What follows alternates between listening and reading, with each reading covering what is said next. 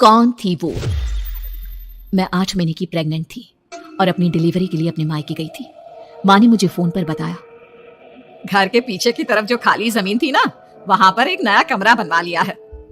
इतने सालों के बाद जैसे ही अपने घर में कदम रखा, कुछ अलग सा लगा। माँ, ये घर के पीछे की तरफ नया कमरा बनवाने की क्या जरूरत थी? अरे बेटा, घर के पीछे दूर दूर तक खाली जमीन है। तेरे पापा को कई दिनों से लग रहा था कि यहाँ पर एक कमरा बनवा लेंगे तो ताजा हवा मिल जाया करेगी। अब तो ये सब छोड़ और चल जल्दी से दूध पी ले। माँ, मैं थोड़ी देर में पी लूंगी, आप सो जाओ। मैंने दूध का गिलास उठाकर उस खिड़की में रख दिया।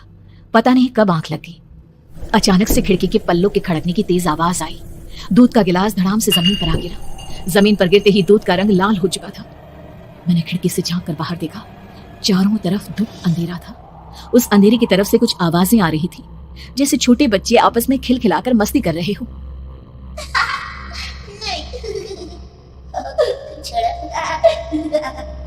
इतनी रात को इतने घनघोर अंधेरे में बच्चों की आवाज कैसे आ रही है?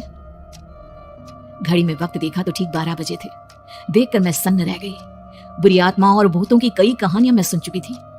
वक्त भी कुछ ऐसा ही था। ऊपर से मैं प्रेग्नेंट। सुना था कि ऐसे वक्त में अक्सर बुरी आत्माएं औरतों का पीछा करती हैं। तो क्या मेरे पीछे भी? पसीने से तरबतर बड़ी मुश्किल से, जैसे कांपते हाथों से मैंने उस खिड़की को बंद किया। जल्दी से जल्दी उस कमरे से बाहर निकलकर माँ के पास जाने के बारे में सोचा, लेकिन जैसे ही दरवाजे की तरफ पलटी, लगा कोई साया हवा की स्पीड से दरवाजे के सामने से गुजर गया। मेरे गले में अटक कर रह गई। मैं जोर से चीख कर माँ को बुलाना चाहती थी, लेकिन वो आवाज खुद मेरे कानों तक नहीं पहुंच पा रही थी। तो माँ तक कैसे पहुंचती? खिड़की के पल्ले एक बार फिर तेज हवा के झोंके से धड़ाम करके खुल गए और पूरी ताकत से मैं चीख पड़ी। जानती थी मेरी चीख की आवाज सुनकर कुछ ही सेकंड में माँ वहां पहुंच जाएगी, लेकिन ऐसा कुछ हुआ ही नहीं। मेरा कलेजा डर के मारे फटा जा रहा था। आखिर माँ ने मेरी आवाज क्यों नहीं सुनी? इतनी गहरी नींद में तो माँ कभी नहीं सोती। ठीक पीछे खुली हुई वो खिड़की। मुझ में इतनी ताकत नहीं बची थी कि मैं पलटकर उस तरफ देख भी सकूं। हवा का एक सनसनाता हुआ झोंका उसी वक्त मेरे कानों से आकर टकराया। लगा जैसे किसी ने दबी हुई आवाज में धीरे से मुझसे कहा, चली जाओ यहाँ से। मैंने दोनों हाथ अपने कानों पर रख लिए और एक बार फिर ताकत लगाकर जोर से चीखने की कोशिश की। मेरी आवाज उस कमरे की दीवारों से टकराकर वापस मुझे ही सुनाई दे रही थी। जितनी ताकत के साथ मैंने चीखने की कोशिश की थी, कुछ ही देर बाद उससे कहीं ज्यादा तेज और दर्दनाक चीख मुझे सुनाई देने लगी।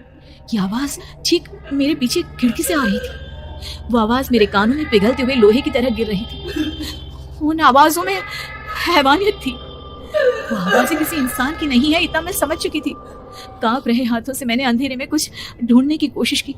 तभी अचानक मेरा हाथ बेड पर रखी टॉर्च पर पड़ा। किसी तरह ताकत लगाकर टॉर्च का बटन ऑन किया, लेकिन ये क्या? सामने दरवाजे पर 3 छोटी लड़कियां खड़ी हुई थी। उनके हाथ में स्टील के चमचमाते हुए चाकू थे। मैं घबराकर लड़खड़ाई और पीछे की तरफ हटी, लेकिन तब तक वो मेरे पास आ चुकी थी। उनकी गर्दन टेढ़ी थी और उनके हाथों के वो चाकू मेरे पेट को निशाना बनाने को तैयार। मैं जोर से चीखी, नहीं, छोड़ दो मेरे बच्चे को, मत मारो, मत मारो, छोड़ दो मेरे बच्चे को। सोनाली, सोनाली, क्या हुआ बेटा? तू इतनी डरी हुई क्यों है? उठ बेटा, क्या हुआ? हड़बड़ाकर मैंने अपनी आंखें खोली। देखा तो दिन निकल आया था। माँ मुझे जगा रही थी। मेरा चेहरा पूरा पसीने से लथपथ था। क्या हुआ बेटा? तुमने कोई बुरा सपना देखा क्या? मैं अभी तक अपने पूरे होश में नहीं थी। वो मेरे बच्चे को मार देगी माँ। वो लड़की मेरे बच्चे को। मैंने घबराकर अपने पेट को छुआ। सब कुछ ठीक था। और वो दूध जो रात को यहाँ पर गिर गया था, उसका रंग लाल हो गया था। माँ ने हंसते हुए दूध का गिलास मुझे दिखाया। तुमने दूध पिया ही नहीं, पूरा का पूरा ऐसे ही रखा हुआ है। तुमसे कहा था ना सोनाली, सेहत के लिए लापरवाही ठीक नहीं बेटा। लेकिन मैंने तो सब कुछ अपनी खुली आंखों से देखा था। ये सपना कैसे हो सकता है?